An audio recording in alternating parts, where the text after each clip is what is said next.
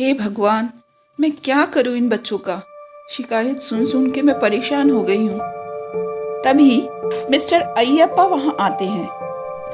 अयो, चुन्नू मुन्नू की अम्मा, तेरा लड़का तो मुझे परेशान करके रख दिया है। जाकर देख मेरे गार्डन का क्या हाल कर रखा है। माफ करना भाई साहब, क्या करूं, मैं परेशान हो गई हूँ इन बच्चों से। मुझे समझ ही नहीं आ रहा मैं इन्हें कैसे समझाऊं।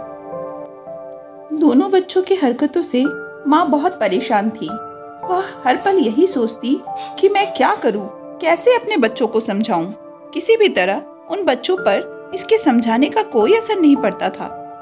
आज तो हद ही हो गया। सुबह सुबह मिसेस शर्मा आती है और शिकायतों की बौछार कर देती है। अरे अरे ए बहिन जी, घरवा से बाहर निकला था। अरे तहर बचवा लोग का कर देलक, हमर बेटवा के माथा फोड़ देलक।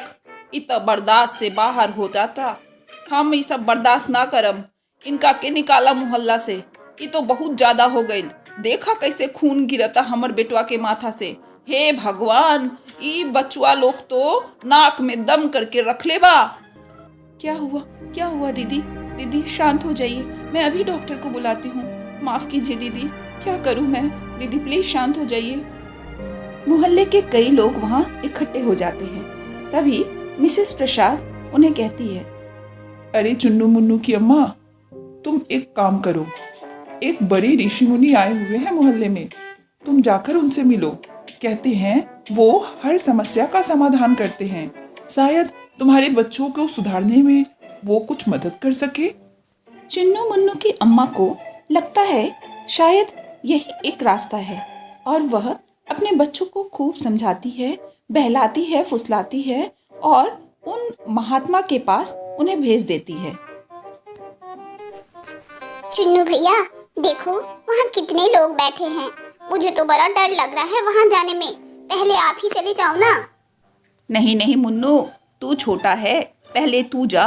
मैं यहाँ खड़ा होकर सब कुछ देखता हूँ। अगर तुझे किसी तरह की मदद लगे तो तू मुझे आवाज देना। मुन्नू डरते डरते योगी महाराज के पास जाता है और जाकर उनके पास बैठ जाता है। बच्चा, तुम्हारा नाम क्या है? जी, मेरा नाम मुन्नू है। तो बच्चा, तुमने भगवान को देखा है? बताओ कहाँ है भगवान? मुन्नू कोई जवाब नहीं देता। बोलो बच्चा, भगवान कहाँ है? कहाँ है भगवान? मुन्नू बिना जवाब दिए बड़े आश्चर्य से उनको देखता रहता है। महात्मा जी फिर पूछते हैं, बोलो बच्चा, भगवान कहाँ है? जवाब दो, कहाँ है भगवान? मुन्नू बस मुंह खोले आश्चर्य से उनको देखता रहता, कोई जवाब नहीं देता है। ए बच्चा, जवाब क्यों नहीं देता? बोल भगवान कहाँ है? बोल, भगवान कहाँ है? मुन्नू अभी भी चुप रहता है, आश्चर्य से बस उनको देखता ही रहता है। अब महात्मा जी को तेज क्रोध आ जाता है और वो जोर से बोलते हैं, बोल, भगवान कहाँ है? कहाँ है भगवान? मुन्नू घबरा जाता है, डर के मारे जल्दी से खड़ा होता है और दौड़ते हुए बाहर को भागता है। चुन्नू अपने छोटे भाई मुन्नू को घबराए हुए, डरते हुए भागते आता देखकर पूछता है, अरे भाई मुन्नू, क्या हुआ? तुम इतने घबराए हुए क्यों हो? क्यों ऐसे भागे आ रहे हो? चुन्नू भैया, कोई भगवान है, वो गुम हो गया है। ये लोग उसका इल्जाम भी हम ही पर लगा रहे हैं। हमें क्या मालूम ये भगवान कहाँ गुम हो गया है। मुन्नू की बात सुनकर चुन्नू घबरा जाता है और वह वहीं बेहोश हो जाता है। उन दोनों बच्चों को महात्मा की बात ही नहीं समझ में आती है।